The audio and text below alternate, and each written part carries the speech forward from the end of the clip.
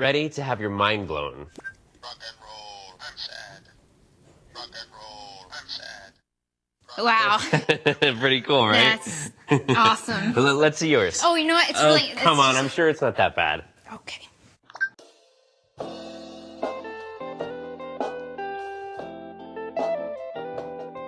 That's, pretty good.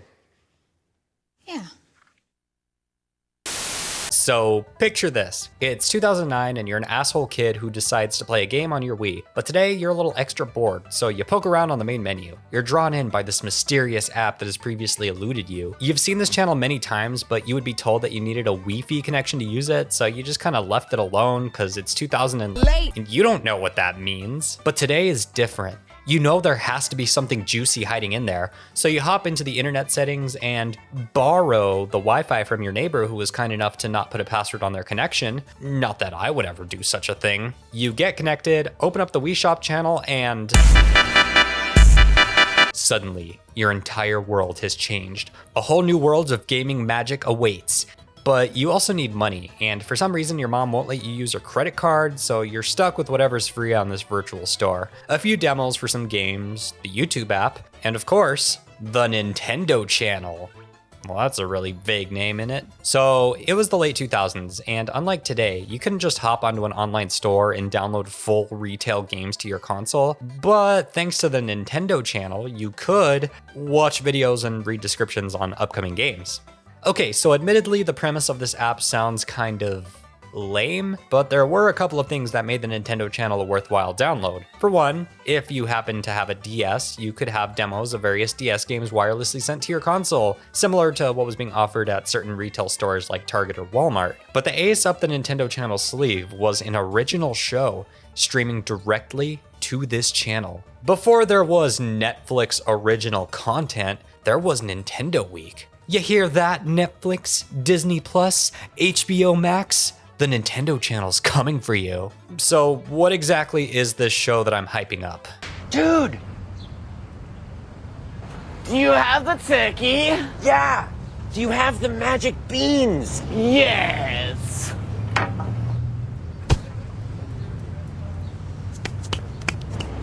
This is Nintendo Week, which TV Tropes defines as an infomercial. Please don't leave. This was a weekly show which ran from 2009 to 2012, with new episodes airing every Monday until they started airing every Thursday. Nintendo Week featured two hosts, Gary and Allison, and each episode would feature them talking about various current or upcoming games on Nintendo's various platforms. Episodes ranged from about 5 to 11 minutes and would highlight a handful of games or updates relating to the Nintendo ecosystem. The pair would also host videos produced by developers and interview them directly to hype up a product. So, given the description I just gave, this doesn't sound particularly interesting. Why am I even bothering to talk about it? Well, for one, it's because I have a lot of nostalgia for it, but the reason why I have a lot of nostalgia for this show is because it was more than just a stale platform to have games advertised to you. Okay, it could kind of be that sometimes, but the show also had charm, and it's become an obscure, forgotten piece of Nintendo's history that almost no one acknowledges. Well, that changes today. Nintendo Week was pretty dang sweet, and I'm gonna tell you why.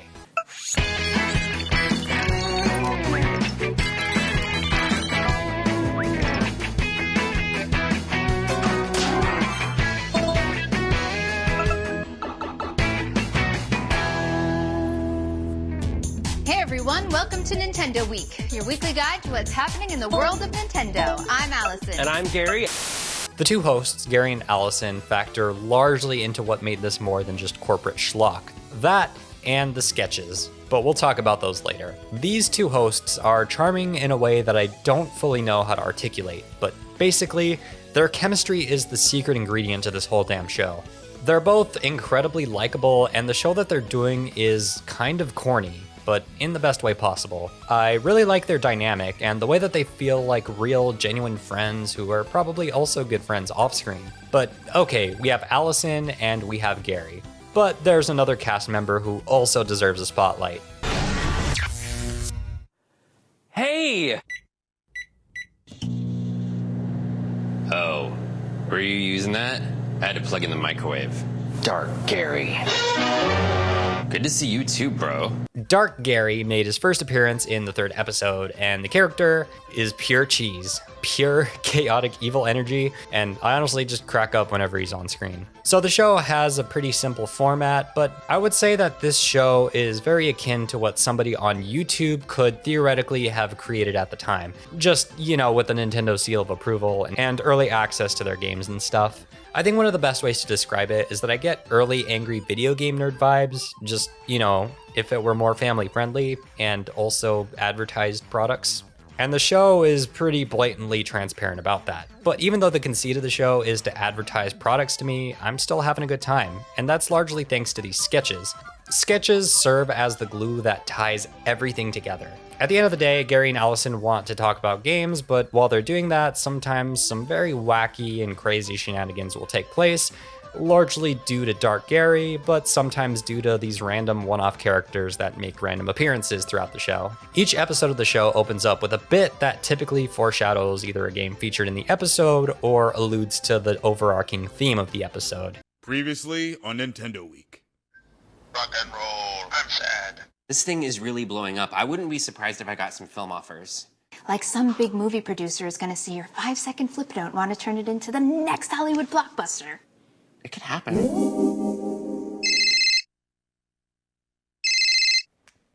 Hello? Gary, I'm a big movie producer. You are? Of course I am. Just saw your 5-second flip note, and I'm going to turn it into the next Hollywood blockbuster. Nintendo Week has lore and continuity, kinda.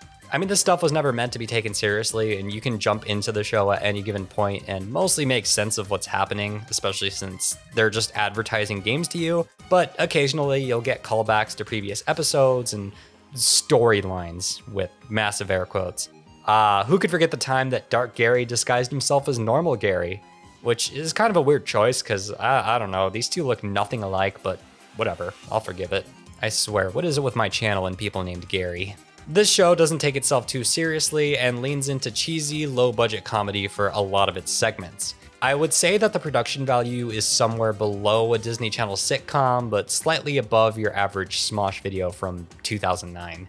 The show features some really basic special effects that nowadays I could easily whip out in like 15 minutes, but it seems like whoever was in charge of the show was given free reign to go off with whatever fun ideas they had. This includes special effects, yes, but also fun costumes and fun little graphics and overlays and just little things, Although it does seem that whoever was in charge of sound had a bit of a rough time at the start. Hey. Dark Gary. Is that my lunch you're eating? Was your lunch in a plastic container marked Allison's lunch do not eat? Yeah. Then yes. But hey, that's part of the charm. Since Nintendo Week was a weekly show, we'd also get themed episodes depending on whatever holidays were around the corner.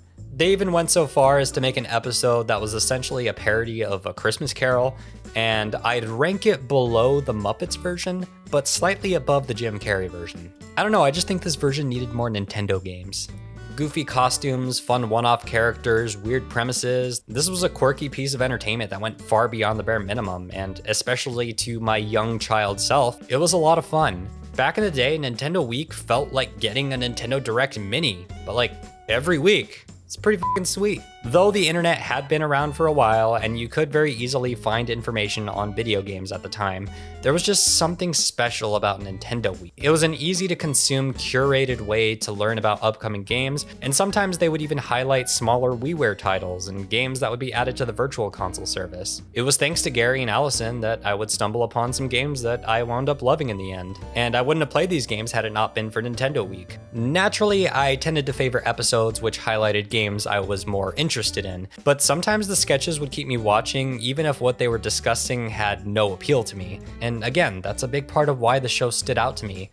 It really didn't need to go this hard with the comedy and the goofy sketches, but they did do that. They went hard, and they did it for us. That's what kept me coming back. Plus, at the time, the novelty of streaming videos directly to my home console was pretty cool. Again, this was early internet days, so any kind of internet connectivity with the console was this strange but fascinating novelty. It was a show that you could only watch on the Wii. You felt like you were part of an exclusive club. I was there to learn about new games, but along the way, our lovable trio of dorks kept me having a good time. The set with the Mario-themed wallpaper felt like a cozy second home to me, and I'm not the only one who felt that way. In the years since, Nintendo Week has developed a cult following. I need to emphasize that it's a very, very niche community, largely comprised of Dark Gary stans. I mean, it makes sense that not a ton of people would watch this show. You needed a Wii with internet, and then you needed to download the Nintendo channel, which wasn't exactly heavily advertised, and then you needed to stumble upon the show and actually check out the episodes. But still, I wish this piece of Nintendo history was discussed a bit more, and not just as a footnote in a Scott the Woz video. But hey, that's just me. This isn't necessarily a show that I would recommend to people who haven't seen it before. I mean, if you want to watch over decades old advertisements for games that are not actively being sold, then be my guest. You just had to be there, and I'm glad I was. Until I wasn't. I remember it so clearly.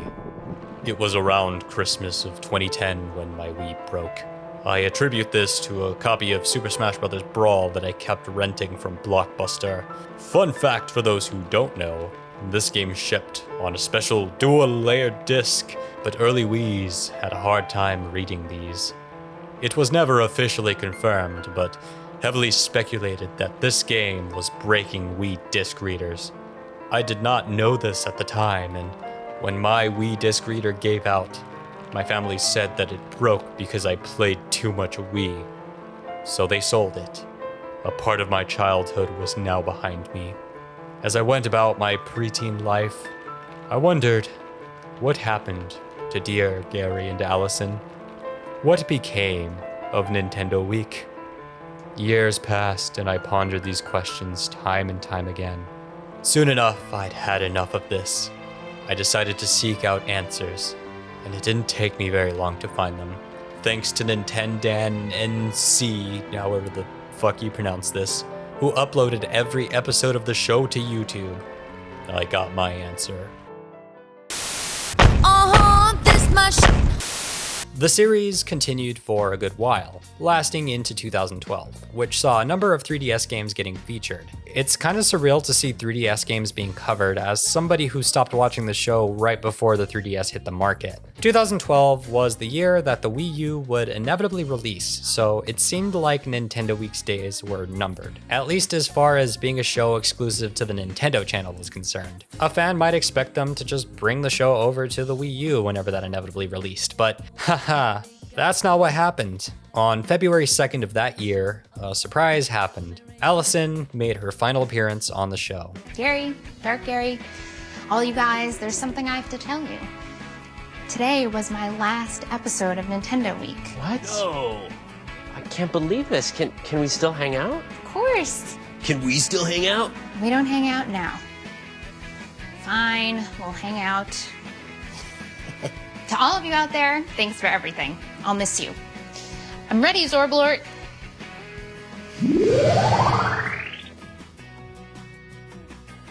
Is Allison an alien? Of course. Did you really not know that? Oh yeah, we also got the reveal that Allison was actually an alien the whole time. At this point, the show would continue, but sadly, without Allison. Instead, Dark Gary would take her place as co-host. But even after that, the show wouldn't last much longer. A few more episodes aired with the two Garys until March 29th, 2012.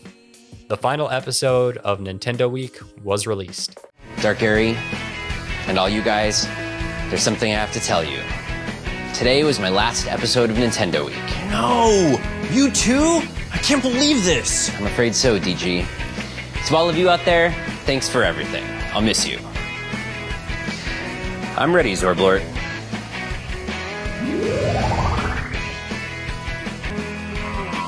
Oh no! What's happening to me? Am I disappearing because I'm an alien too? Is this Zorblort transporting me wherever Gary and Allison went? Or am I just an aspect of Gary? And since he's not here anymore, I no longer exist! Guess we'll never know, bros.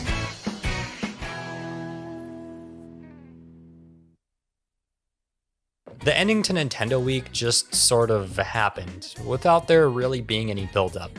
And to be honest, it just feels like a big plug being pulled on the project. The show just ended. The handful of episodes that aired after Allison left the show just felt odd and kind of empty. I mean, it's nice that we did manage to get a few more episodes and keep the show up for a bit longer, but Allison leaving the show and the final episode airing happened less than 2 months apart.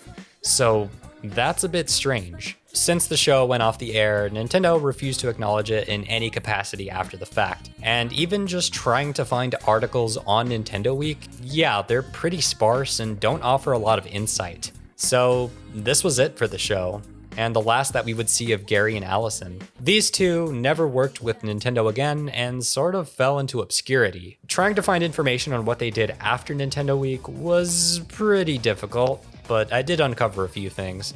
Allison, real name Allison Whitney, has appeared in a number of films and TV shows, mostly playing background or unnamed characters. Allison isn't very much of a public figure, but she seems to be doing pretty good for herself, so yeah. Gary, aka Gary Kulig, I hope I said that right. Gary Kurig, on the other hand, is basically a fucking cryptid. Gary has acted in a few random things, but that aside, he seems to have largely kept to himself and doesn't publicly acknowledge his previous work with Nintendo. As far as we know, he's just living his best life doing things. So that's basically all that there is to this story. Nintendo Week was a strange, experimental little show that served as an infomercial, but had a lot of fun with its premise and ultimately left an impact on a handful of fans that watched. I myself was one of those fans. So you're probably wondering if Nintendo ever did anything with this concept or if there was ever a revival of the show. And as a matter of fact, kinda. So starting in 2011, before Nintendo Week had even finished airing, there was another show that kind of resembled Nintendo Week, which aired on the Nintendo 3DS through a specific application. And on this application, you could watch Nintendo Show 3D.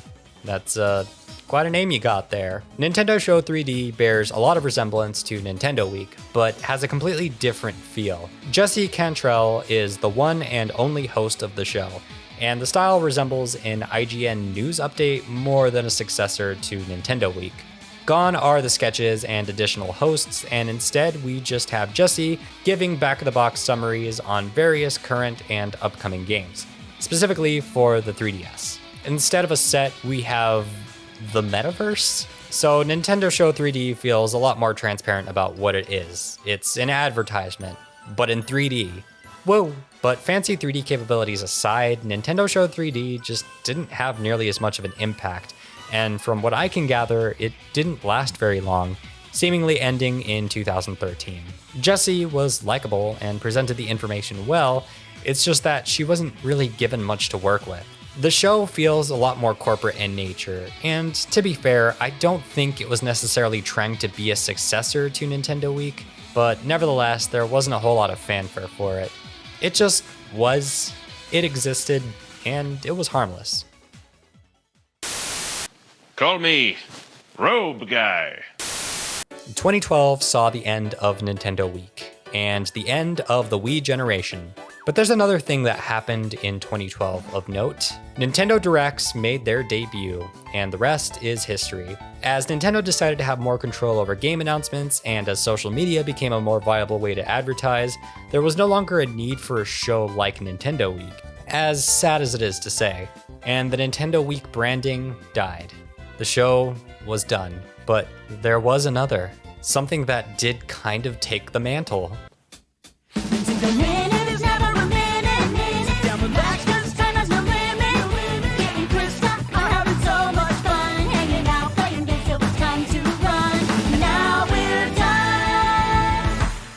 In 2013, Nintendo debuted Nintendo Minute, hosted by Kit and Krysta, which takes the core essence of Nintendo Week, kind of picks parts of it, and modernizes it, kinda. Nintendo Minute and Nintendo Week are two very different beasts, but this was the closest that we were ever going to get to a continuation of that show.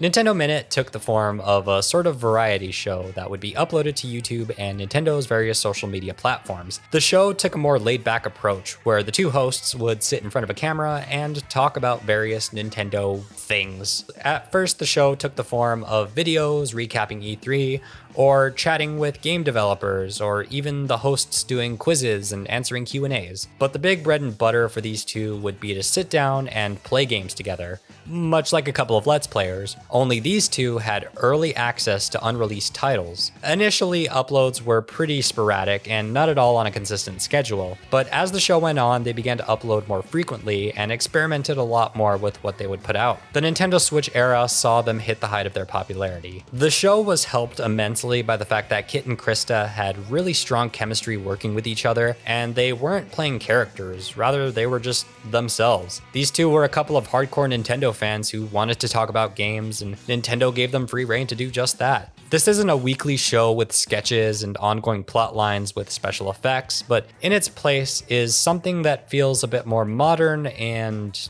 authentic. I know that Nintendo had to approve what Kit and Krysta said, and this is obviously just PR for the company and its games, but it was still clear that these two were some true Nintendo fans who loved having a platform to talk about and play games.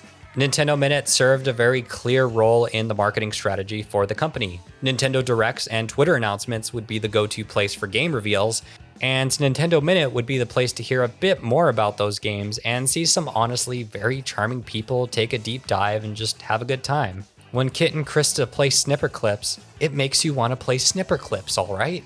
As the show went on, it experimented more and more. Unboxing videos, vlogs, Mr. Beast-style challenges, rankings, E3 tours, they did a whole lot, and you could just tell that they loved being there.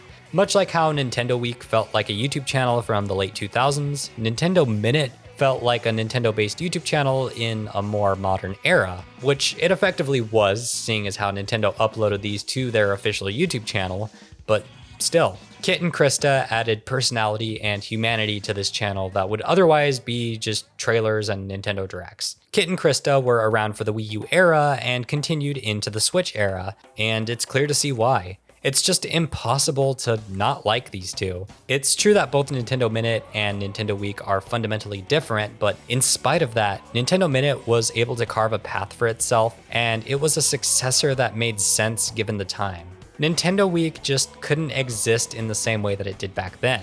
Now, part of me personally does have more of an attachment to Nintendo Week, but if I'm being honest, that's largely the nostalgia speaking. I do miss the wacky sketches and the quote high production value of Nintendo Week, but I suppose that kind of thing just isn't practical anymore. Sketches used to be the bread and butter of YouTube, but that changed. And so did the idea of a weekly Nintendo show featuring sketches and plot lines and characters. I guess I should be grateful that we ever got a successor to Nintendo Week at all. And Nintendo Minute, despite being very different to a show that it was likely compared very heavily to, was still a worthwhile experience. But even successors must come to an end. In December of 2021, after 8 years of production, the last episode of Nintendo Minute was released. Kit! Krysta. Ready? Yeah.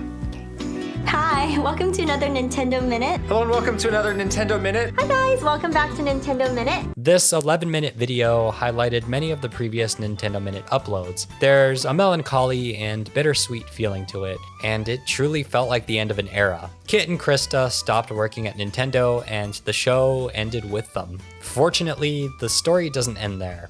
A few months later, Kit and Krysta launched their own YouTube channel, and debuting on this channel would be a podcast. In the very first episode of the podcast, they explained why they quit their jobs at Nintendo, clarifying that their office was planning on relocating, and neither of the two wanted to move. As much as we love Nintendo, and we truly, truly do, and we really enjoyed our time and the experience we had working there, like, it's still a job, right? Yeah. And you just don't want like a big corporation or a job to dictate your life. Like Right. that part was so important to me. Since then, they've continued uploading to their YouTube channel with more episodes of their podcast, among other videos. The Nintendo Minute is dead, but the Kit and Krysta show lives on. And to be honest, I like the Kit and Krysta show more than the Nintendo Minute. The two hosts have just as much chemistry as they did on the Nintendo Minute, and their love for Nintendo is still very apparent. But now they're uncensored, and they don't need Nintendo to approve of anything that they say. I give that like a C-. Underwhelmed or properly whelmed? It's just so much time spent recapping stuff we knew. Not a lot of... I mean, I love the flash of the new stages at the beginning. That card game was great. But everything else... Cool. Like, this could have been like... This is the, like, it could have been an email... Yeah, this meeting could have been version an email. of a direct, yeah. They're allowed to be more critical of the company and of other companies as well, and even talk about non-Nintendo things on occasion, as well as share some insider information on their time working for the company. Hearing them talk about competitors is incredibly surreal, but pretty cool. Sadly, views on this channel tend to be all over the place, and they pale in comparison to the kinds of views that Nintendo Minute was getting. Nevertheless, they seem to be doing pretty well, and the devoted fans who continue to watch them seem to be enjoying what they put out. I myself am one of those fans. It's clear that the two are still very happy to be doing what they're doing, and their chemistry is as strong as it's always been. Do check them out if you're into Nintendo and want another really good channel to watch. It's really fascinating hearing what they have to say, and they're just really charming and likable. The first episode of their podcast will be linked in the description. Please check them out if you're interested. And that's where our story ends. Who knows if there will ever be a successor to the successor to Nintendo Week. But even if that doesn't happen, the Nintendo YouTube community is massive and has largely filled that void. As long as streamers and Nintendo Directs continue to be a thing, there's plenty of Nintendo-related entertainment out there. It's just not always hosted by Nintendo, and that's fine. I'm glad that Kit and Krysta are doing well, and whatever Gary and Allison are up to, I hope they're happy. If anyone from any of these shows, Gary, Allison, Jesse, Kit, Krysta, happen to be watching this video, thank you for all the happy memories.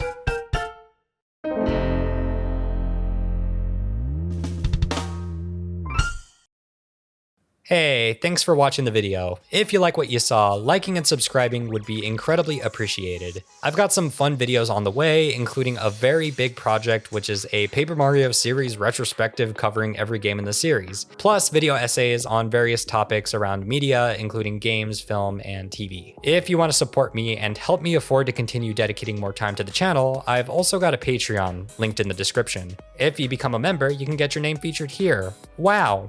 There's also a Discord server you can join if you want to chat about whatever and just hang out. Thanks for watching, and I'll see you next time.